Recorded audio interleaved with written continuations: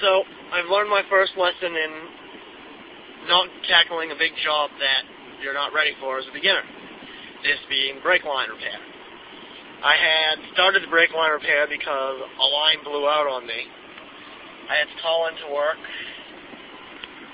and I had to work on it in the driveway. I had to call into work the next day because I only had a few hours of daylight left to work on it. I ended up cross-threading one of the metering valves. So then I had to go to a junkyard, get a new set of metering valves, found out that I'd end up causing damage to like 5 more things that were seized up trying to take the metering valves off. Tried to find a way to repair the thread, but because it's an odd metric size, I couldn't find anything. And I ended up getting to the point where I said, I can't keep missing work to get this car on the road. I can't keep wasting time screwing around with it, so I needed to take it to a shop. So, a few mistakes I made. Number one, I should have found a day much earlier before the line had a chance to blow out to work on it. Number two, that day should have been a day where I could get it on a lift. Because doing it on the driveway, beginner running brake lines down the entire length of the car is kind of a difficult job. Number three, I shouldn't have used a coil of bulk brake line. I should have gotten sections of pre-made line and attached them together with unions. That would have made everything a lot easier to do in the first place, because bending one giant section of brake line is a huge pain in the ass and really hard, especially when you have no room because you're in the driveway, not on a lift. So, my car has brakes again. As you can see, I'm driving it, and I just pulled up to that stop sign with almost no pressure on the brake pedal whatsoever, which is awesome. I had to drive my brother's Jeep for 4 days, which was absolutely awful, because I absolutely hate Grand Cherokees with a passion. And his Grand Cherokee happens to be extremely poorly maintained. It weaves like crazy on the highway. There's almost no steering response. It's awful. Also, the sound system sucks. My stock sound system is way better than his stock sound system. Anyway, so the car's fixed. There's not going to be any how to make brake lines or anything like that.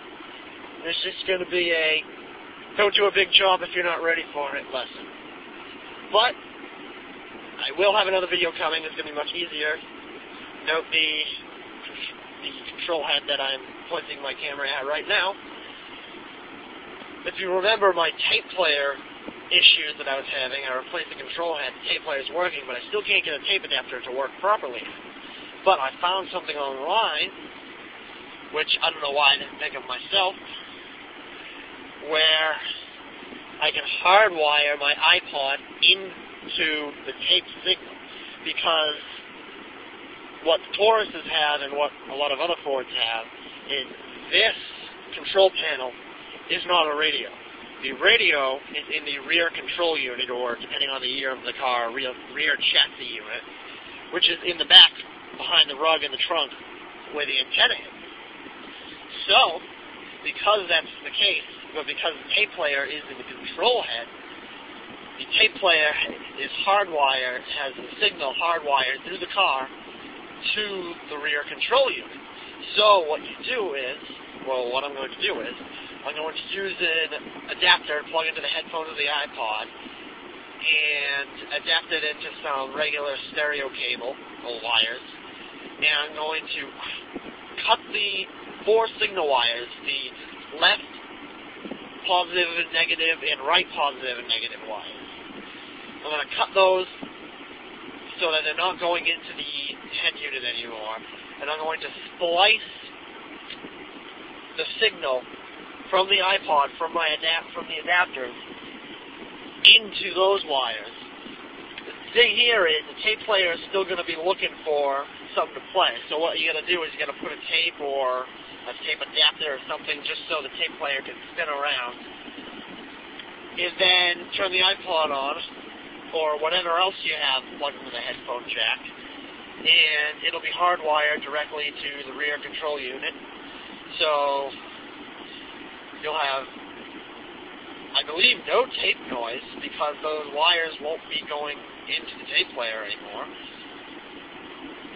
And perfect crystal clear sound hardwired directly to your iPod. It's basically like the newer cars that have MP3 jacks, basically making my own.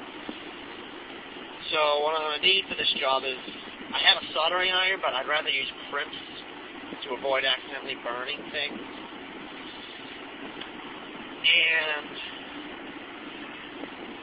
so I'm going to use crimps, and I'm going to crimp the wires together. I'm going to use RCA cables, basically. I'm going to use an adapter lead that has the 1/8 stereo headphone input, plug it into the iPod. That lead's going to go probably through the ashtray up behind the control panel, and it's going to have the white and red RCA cables. Take the white and red cables. I'm going to get another adapter. I believe you get adapters that goes from the composite RCA plug to two separate stereo wiring. So I'll get two of those, plug one into the left RCA plug coming from the iPod, plug the other into the right, and then crimp the 4 wires coming off into each appropriate signal wire, which is going to the rear control unit.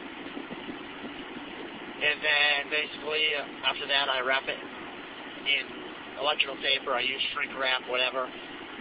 Not shrink wrap, shrink tubing for wiring. And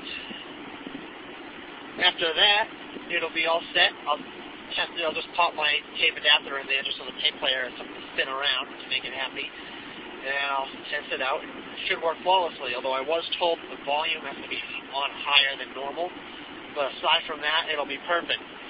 So that'll be ahead. I need to recover my funds a little bit first, but that project will be coming up ahead.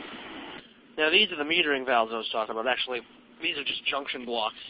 The metering valves are inside the junction blocks because you have the lines for the master cylinder going into these. You have the lines for the front brakes, one coming out of here, one coming out of here. Then you have the lines for the rear brakes coming out of there. It's a diagonally split system.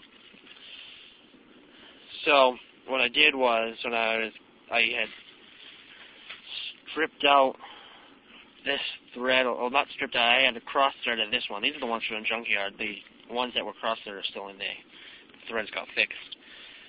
But that was one of my major setbacks when I was doing the repair. But now I have an extra set of these that I don't need. It's just a set of what I believe is aluminum.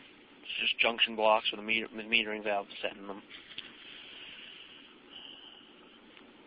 And these are in a really tight spot. They mount to the frame on the side just like this, front of the car, pointing to the bottom of the screen. This would be if you're looking straight down on it from in the trunk.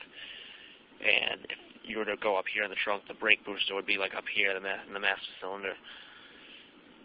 And then to the side of you would be like transmission stuff, wiring harnesses. There's almost no room down there. Then you get all the lines coming out of it.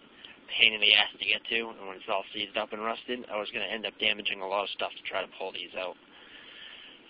These ones in the junkyard were easy to get to because the engine and transmission were ripped out of the car. I just sat in the engine compartment and yanked them out.